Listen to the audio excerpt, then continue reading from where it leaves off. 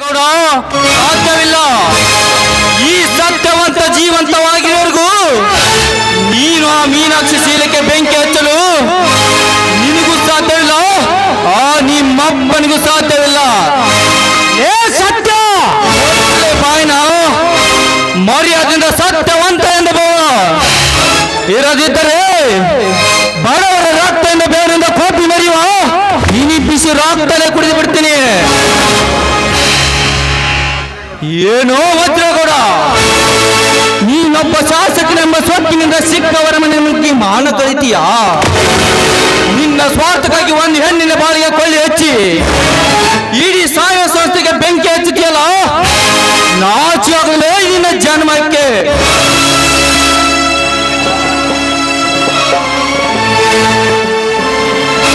ಏನೋ ಬಡವ, ಯಾರ ಮನೆಯಲ್ಲಿ ನಿಂತು ಮಾತಾಡ್ತಾ ಇದೆಯನ್ನ ಯೋಚನೆ ಮಾಡಿ ಮಾತನಾಡು.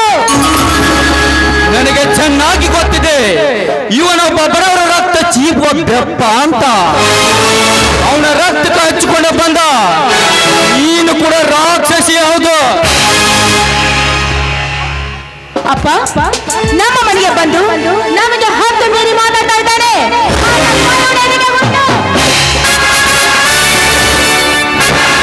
ನಿಮ್ಮ ಅಪ್ಪನ ತಗೊಂಡಿಗೆ ಹೆದರಿ ಈ ಗಂಡು ದೇಹ ಹೊಡೆದಕ್ಕೋ ಅಂತ ಹೇಳಿಯಲ್ಲ, ಈ ಸತ್ಯವಂತ ನಿತ್ಯಂತ ಹರಾಮ್ ಕೊಡ ಸತ್ಯ ಪಾಠ ಹೇಳ್ಕೊಡುವ ಹೋಲಿ ರಾಯ. ನಾನು ಲೇ ಸತ್ಯ, ಮಾತಿಗೆ ಮಾತು ಬೆಳೆಸಿ ನಿನ್ನ ಶಿರವನ್ನು ನೀನೇ ಕತ್ತರಿಸಿಕೊಳ್ಳಬೇಡ. ಹುಲಿ ಎಂದು ಗೇಲಿ ಮಾಡುವ ನೀನು ಅನ್ನ ನೀರಿಗ ಗತಿ ಆದಿತು. ಎಚ್ಚರ ಎಚ್ಚರ ಎಚ್ಚರ ಎನ್ನುವ ಕಚ್ಚ ಶಬ್ದ ಗೊತ್ತಿಲ್ಲ ಈ ಸತ್ಯವಂತನಿಗೆ. ಏನು ವಜ್ರೇಗೌಡ, ಅನ್ನ ನೀರಿಗೂ ಸಹ ನಿರ್ಬಂಧ ಹಾಕಲಿಕ್ಕೆ ನಿಸರ್ಗದ ನೀರನ್ನು ನಿಮ್ಮ ಅಪ್ಪನ ಮನಿದ. ಅಪ್ಪ ಎನ್ನುವ ಶಬ್ದವೇ ಗೊತ್ತಿಲ್ಲದ ನೀನೊಬ್ಬ ಬೇಕೂತ. ಸತ್ಯವಂತ, ಕೃಷ್ಣ ಡ್ಯಾಮಿಗಂತ ನೀರು ಕಟ್ಟಿಸಿ ಬಡ ರೈತಿಗೆ ನೀರು ಹರಿಸಿದ ಅನ್ನದಾತ ನಾನು. ಹೊಲ ಮನೆ ಕಳೆದುಕೊಂಡ ಬಡವರಿಗೆ ಹೊಲ ಮನೆ ಕಟ್ಟಿಸಿಕೊಂಡ ಅನ್ನದಾತ ನಾನು. ಅಷ್ಟೇ ಅಲ್ಲ, ನಿರುದ್ಯೋಗಿ ಯುವಕರಿಗೆ ಉದ್ಯೋಗ ಕೊಡಿಸಿದ ನಾನು. ಈಗ ನಿನಗೇನು ಬೇಕು ಕೇಳು. ಯಾವನೋ ಒಬ್ಬ ಪುಣ್ಯವಂತ ಮಾಡಿದ ಕೆಲಸಕ್ಕೆ ನಾನೇ ಮಾಡಿದಂದು ಸ್ವಚ್ಛಿನಿಂದ ಹೇಳಬೇಡ. ನನಗೆ ನಿನ್ನ ಪ್ರಾಣ ಬೇಕು. ಕೊಡ್ತೀಯಾ?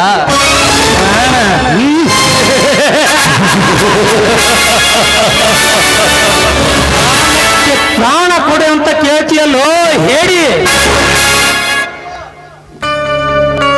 ಚೀರಿ ಹೇಳ್ಬೇಡು ನಾಯಿ ಅಂತೆ. ಹೇ ಗೌಡ, ರಾಮರಾಜರ ಹೆಸರಿನಲ್ಲಿ ನಮ್ಮ ನಾಡಿನ ಸಂಪತ್ತನ್ನು ಲೂಟಿ ಮಾಡುವ ನೀನೊಬ್ಬ ಜಗದ ಬಂಡ.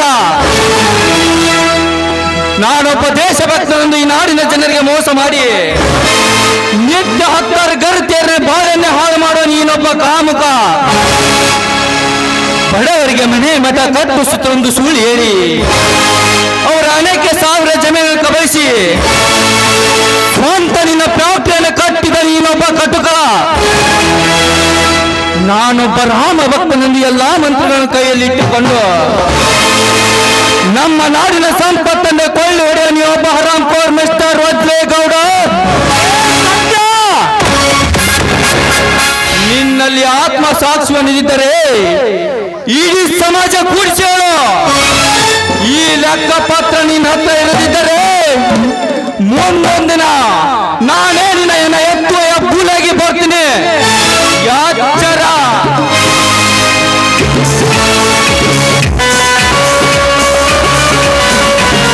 ಅಪ್ಪ, ನಮ್ಮ ಮನೆಗೆ ಬಂದು ನಮಗೆ ಹತ್ತು ಮೀರಿ ಮಾತಾಡಿ ಹೋದ್ನಲ್ಲ, ಅವನನ್ನ ಸುಮ್ಮನೆ ಬಿಡಬಾರ್ದಾಗಿತ್ತಪ್ಪ. ಅದ್ರ ಕತಿ ನಿನಗೆ ಗೊತ್ತಾಗೋದಿಲ್ವಾ ತಂಗಿ? ನೀ ಇನ್ನ ಸಣ್ಣ ಹಾಕಿದಿ, ಇಲ್ಲೇ ಕನ್ನಡ ಶಾಲೆಗೆ ಹೋಗಿ ಸುಮ್ಮನ ಪುಸ್ತಕ ತಗೊಂಡು ಒಳಗೋಗ್ಬಿಡು. ಅಯ್ಯೋ, ನೀನೊಂದು ತಲೆ ಹರಟೆ. ನಾವು ಹಿಂಗ ಲೇ ತಿಪ್ಪ, ಈಗ ಹುಟ್ಟಿ ಬೆಳೆಯುತ್ತಿರುವ ಈ ಜಾಲಿ ಮರಕ್ಕೆ ಚೂಟಿ ಹಾಕ್ಲಿಕ್ಕೆ ಹಾಕೋ ಒಂದು ಪ್ಲಾನು. ಓಡಿಸ್ತೀನಿ ತಡ್ರಿಪ್ಪ. ದನಿ ನೀವು ಹಾಕಿದ ಪ್ಲಾನು ಬರೀ ಡೆಡ್ ಆಗಿದೆ ದನಿ.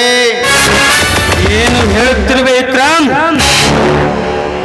ಮೀನಾಕ್ಷಿ ತರಲಿಕ್ಕೆ ಹೋದ ಬೆಂಕಿ ಸತ್ಯನ ಗುಂಪಿನಿಂದ ಕಟ್ಟಿಸಿಕೊಂಡು ಸಾಯ್ತಾ ಇದ್ದಾನೆ ಅಂತ ಜನ ಮಾತಾಡ್ತಾ ಇದ್ದಾರೆ. ಓಹೋ, ನಮ್ಮ ಬೆಂಕಿ ಕಟ್ಟುವಷ್ಟು ಸೈನಾ ಬಿಲ ಇದಾವೆ ಅವರ ಹತ್ತಿರ. ಅಷ್ಟೇ ಅಲ್ಲ,